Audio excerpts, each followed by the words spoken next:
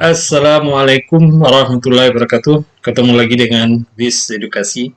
Kali ini saya membahas tentang sekilas yang harus diketahui bagi bekerja non-PNS.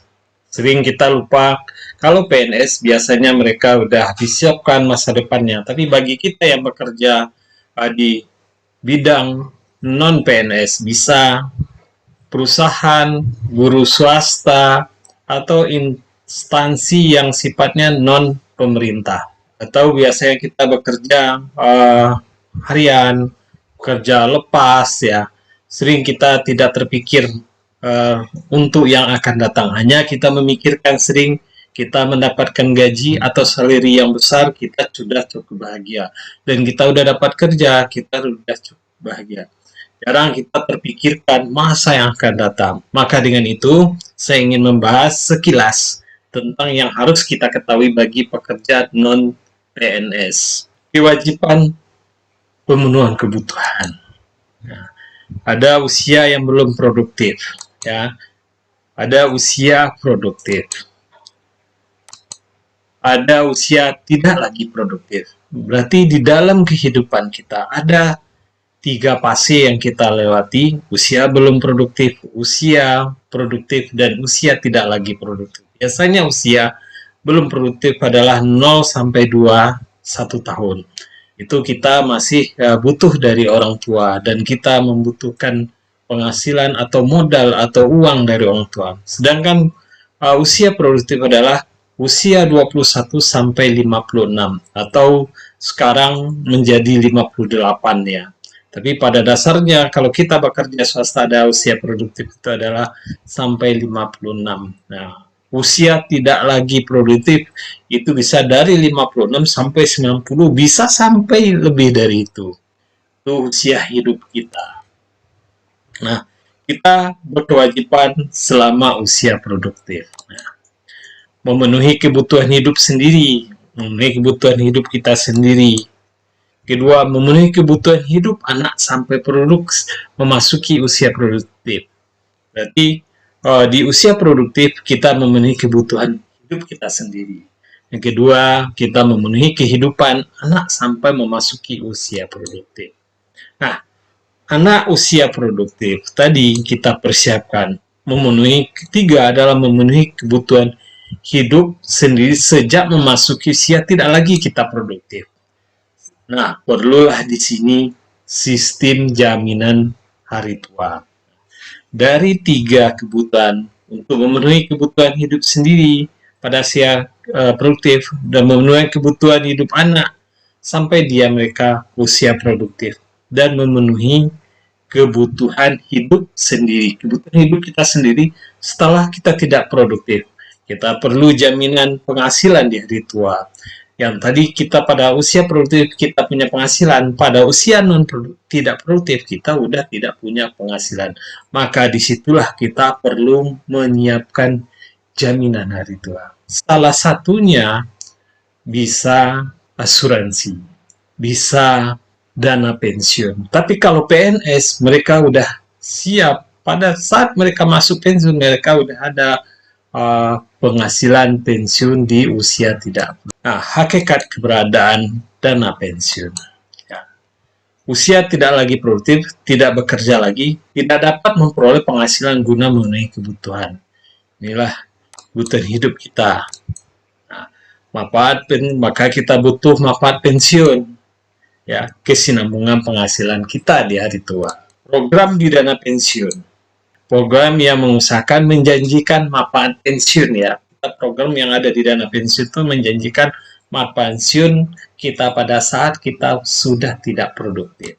Dan dana pensiun inilah lembaga keuangan mengelola pensiun. Nah, jadi untuk kita masa pensiun, sebelum masa pensiun, pada saat kita bekerja, kita wajib mengetahui bahwa perusahaan itu punya jaminan hari tua atau tidak, jaminan pensiun atau tidak, punya lembaga dana pensiun atau tidak.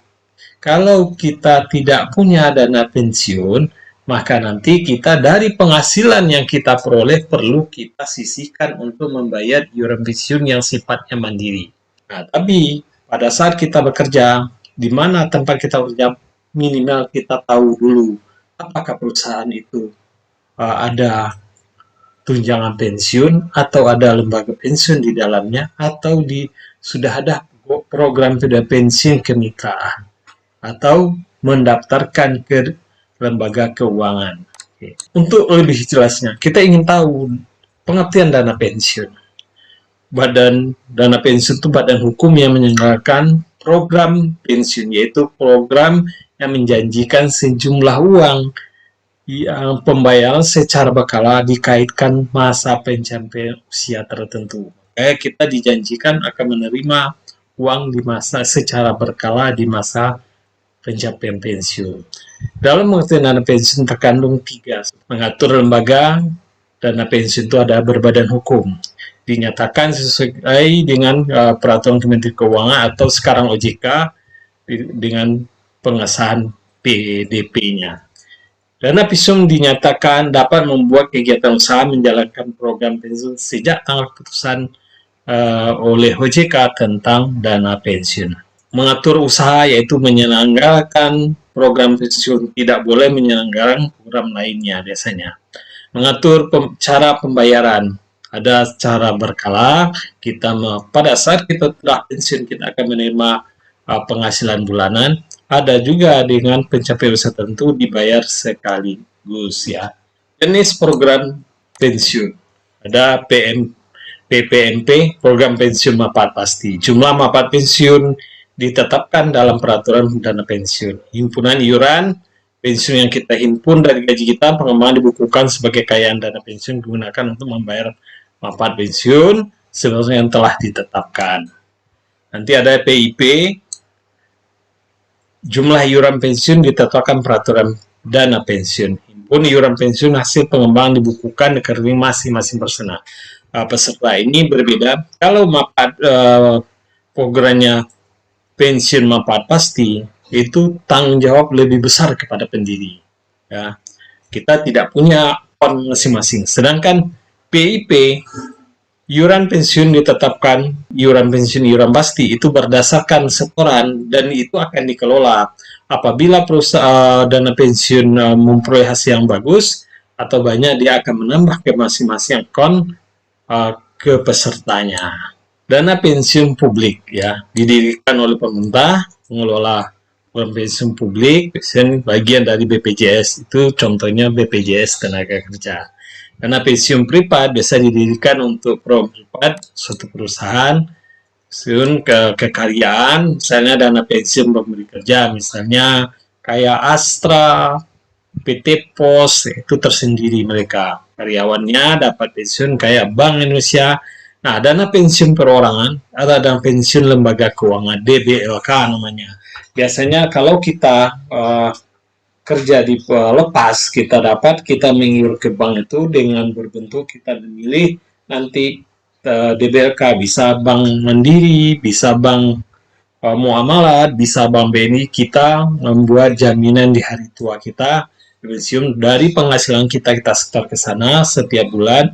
Nanti suatu saat kita mau pensiun, sesuai dengan ketentuan kita mau kembalikan dalam bentuk sekaligus sesuai dengan aturan, atau kita bisa dibayar berkala. Makanya kalau masyarakat umum bisa untuk memperoleh penghasilan di hari tua dengan cara masuk program dana pensiun lembaga keuangan. Berarti makanya bagi pekerja di perusahaannya tidak ada dana pensiunnya, dia bisa menyisihkan gajinya dan mendaftar pensiun di hari tuanya nanti ke lembaga keuangan atau dana pensiun lembaga keuangan.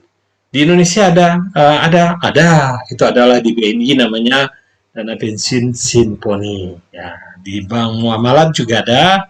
Nanti silahkan teman-teman yang bekerja di perusahaan swasta yang belum ada dana pensiun bisa mendaftarkan diri untuk mempersiapkan masa tua teman-teman. Sering teman-teman tidak terpikir pada saat kita mampu bekerja, kita sering terlupakan pentingnya untuk jaminan di hari tua. Kecuali kita punya kekayaan yang melimpah. Tapi kalau dengan ada dana pensiun minimal teman-teman terjaminlah di hari tuanya. Nah, dana pensiun pemberi kerja biasanya mendirikan perusahaan pemberi kerja, misalnya menjalankan program pensiun karya dibentuk biasanya peserta para pekerja ya. Pensiun perusahaan pendiri dapat menjalankan program pensiun manfaat pasti, program pensiun iuran pasti. Biasanya kayak bank mandiri, karyawannya punya dana pensiun mandiri 1, mandiri 2, dan dia punya anggota pensiunnya adalah karyawan dari Bank Mandiri, baik iuran pasti maupun manfaat pasti. Nah, dana pensiun lembaga keuangan itu ada didirikan oleh perusahaan asuransi atau bank umum untuk menjalankan program pensiun. Pesertanya perorangan secara mandiri yang saya bilang tadi. Kita kalau tidak punya dana pensiun perusahaan tempat kita bekerja, kita bisa ikut dana pensiun lembaga keuangan perorangan secara mandiri, siapa saja bisa. Hanya dapat menjalankan program pensiunan iuran pasti. Kenapa iuran pasti? Karena tidak manfaat pasti. Karena tidak ada pendirinya. Nah, dana pensiun berdasarkan untung PNBK itu didirikan oleh perusahaan bekerja untuk menjalankan program pensiun karyawan yang telah dibentuk. Pemberi kerja pensiun perusahaan sendiri hanya menjalankan program pensiun iuran pasti. Hanya dari pemberi kerja didasarkan pada rumus tertentu dikaitan dengan keuntungan perusahaan itu biasanya dari keuntungan perusahaan ya. Nah, BPJS Tenaga juga mengadakan program pensiun sesuai dengan PP nomor 45 tahun 2015 tentang penyelenggaraan program jaminan pensiun. Peserta penerima upah terdiri dari pemberi kerja pada perusahaan, pemberi kerja orang perseorangan, program jaminan pensiun. Iuran program jaminan pensiun dihitung besarnya 3%, dari 2% iuran pemberi kerja dan 1% dari iuran. Biasanya berdasarkan gaji pokoknya. Ini sudah sesuai aturan Maya, biasanya berdasarkan gaji UMR yang minimal sebagai hitungan adalah gaji UMR ya, UMP atau UMR. Tapi kalau kita masuk dana pensiun lembaga keuangan, kita yang mandiri itu kita bebas, tergantung berapa kita mau setor setiap hari. Bisa 500, 100, 200, 300, 1 juta boleh. Tergantung keinginan kita mau suatu saat ingin mendapatkan pensiun yang lebih besar. Oke, dari itu teman-teman yang bekerja di perusahaan yang tidak punya dana pensiun dan tidak mendaftarkan ke pensiun tunjangan pensiun ke lembaga keuangan atau tidak ada dana pensiun atau tunjangannya, segeralah pada saat kita produktif untuk mempersiapkan masa saat kita non produktif nantinya, atau jaminan di hari tua kita, atau jaminan kita nanti pada saat kita sudah tidak punya penghasilan atau kita tidak kuat lagi. Begitu juga bagi pekerja yang mandiri bisa mendaftarkan pensiunannya di lembaga keuangan pada saat kita masih produktif. Oke teman-teman, inilah sekilas tentang jaminan di hari tua yang perlu menjadi perhatian. Tidak hanya kita memperhatikan tunjangan BPJS Ketenagakerjaan, perlu juga kita perhatikan tunjangan jaminan hari tua kita untuk di masa yang akan datang. Oke, atas perhatiannya teman-teman, semoga ini bermanfaat bagi teman-teman. Tapi jangan lupa ya teman-teman, like, subscribe, bunyikan loncengnya, dan bagikan ke teman-temannya. Thank you for watching.